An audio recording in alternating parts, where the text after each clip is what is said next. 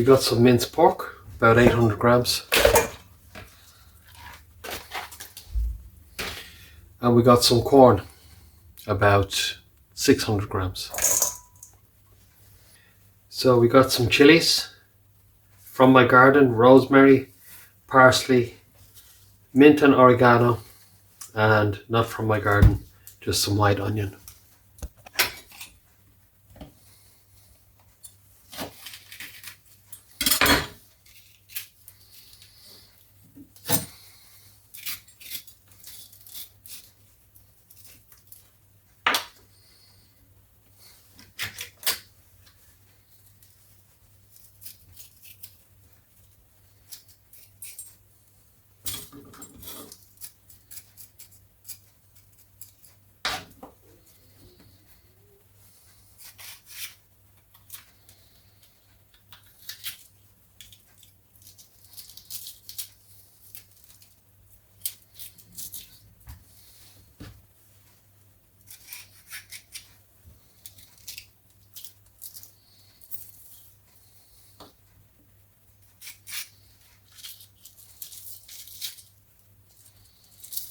Taking out some of the seeds helps to reduce the additional spiciness of the chilies. These are quite spicy chilies, and I do like to have the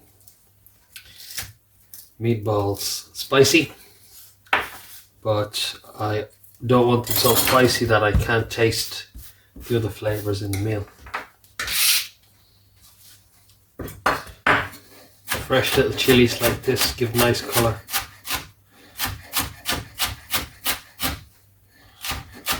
Chilies, herbs all washed already. This is my fresh rosemary. I have a big bush in the garden, and it just keeps growing every year. And the rosemary leaves from this bush are quite large, but when the new ones come out in the spring, then the leaves are a little bit smaller. This is my own fresh parsley also. Chop this nice and fine. So the ingredients I'm going to pop up on the screen in a moment. We have mixed fresh garden herbs. We have dried herbs de Provence, which I'll put in a minute. We have chopped chilies.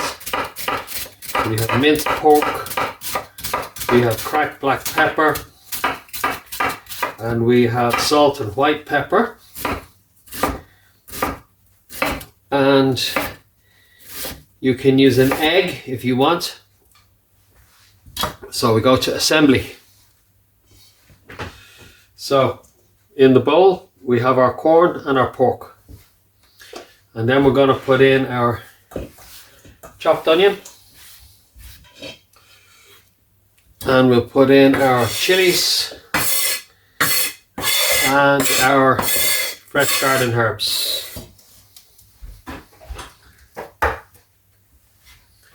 And on top of that, we'll put a spoonful of salt and pepper. I'll give another little bit of salt and pepper. And a little bit of cracked black pepper. Now I'm going to mix that in using my hand. I tell you, it's definitely easier to mix this if you have egg in it or something to stick it together like flour. So I'm going to put an egg in this, see how we get on.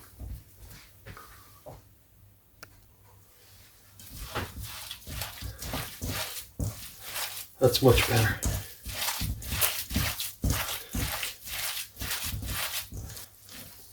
Try to fold it on itself so that you're sure that you're incorporating all of the ingredients.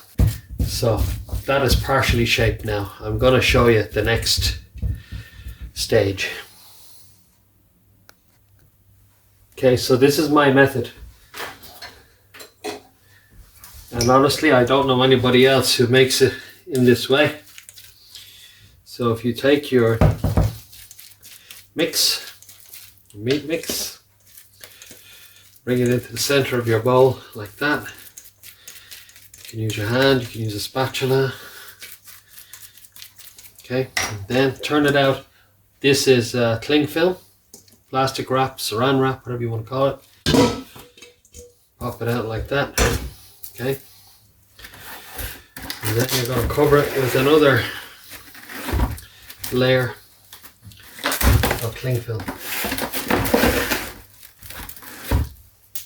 like that.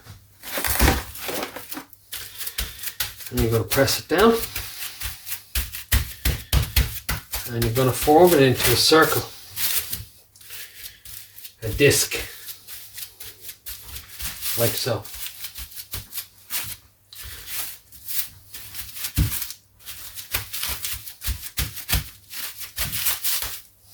Okay, very good, just like that. Okay, push the sides in, as you can see I'm doing, to make the sides nice and neat and tight, like so. And don't worry, you're not going to cook it in the plastic wrap. Try to make it level across the top. Okay, I think that's exactly what we need. Take your pan, put the pan on it.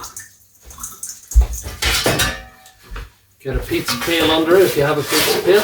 Okay, turn it over. Okay, we're going to shape the sides a little bit more, like that.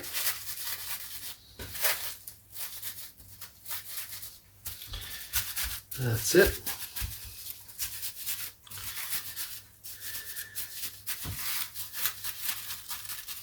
Very good.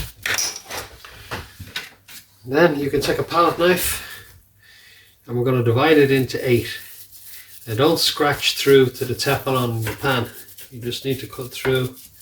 You're not actually cutting the paper, you're just pushing through to make an indentation and divide it into 8 segments. And then when we fry it, and we'll use the same pan to fry it, I'll show you how to remove the plastic wrap later.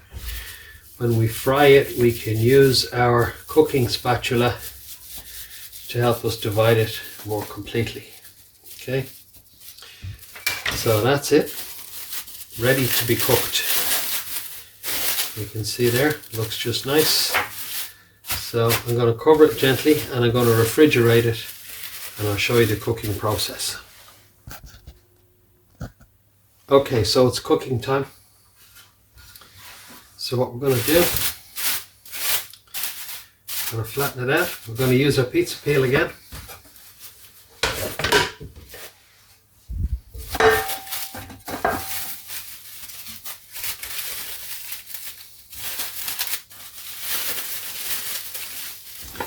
Take off the top part of the plastic.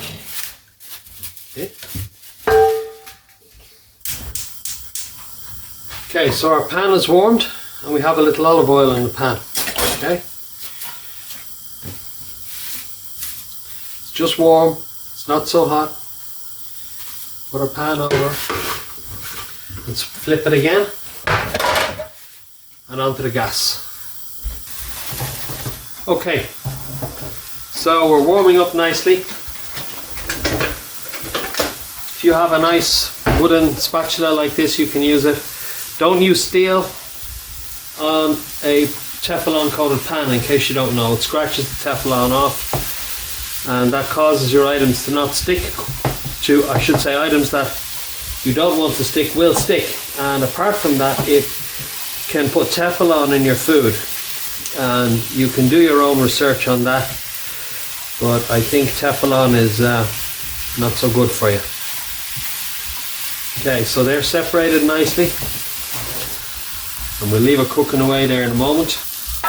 Okay, so now it's time to turn. So we can turn them all nice and cutesy and neat one by one, or we can turn it one pan completely turned into another pan. So I have another hot pan here beside me, and okay, so we're starting to sizzle here. So what I'm going to do I'm going to transfer it from one pan to the other. Like I say, you can use your spatula and you can be very safe, and you can turn each one by one. If you can't get the spatula in between, you can use a smaller rubber spatula like this to turn them over, okay?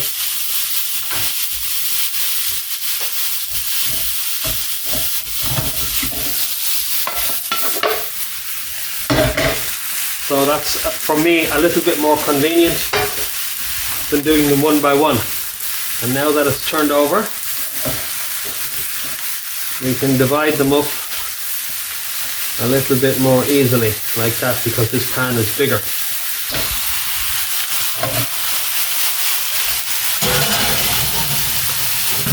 And there we go. I'll show it to you when it comes out.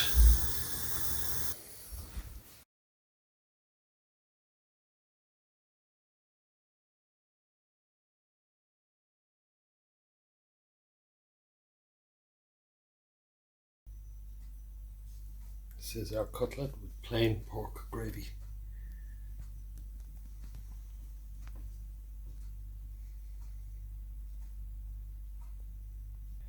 This is our cutlet with marinara sauce. Link in the description for marinara sauce.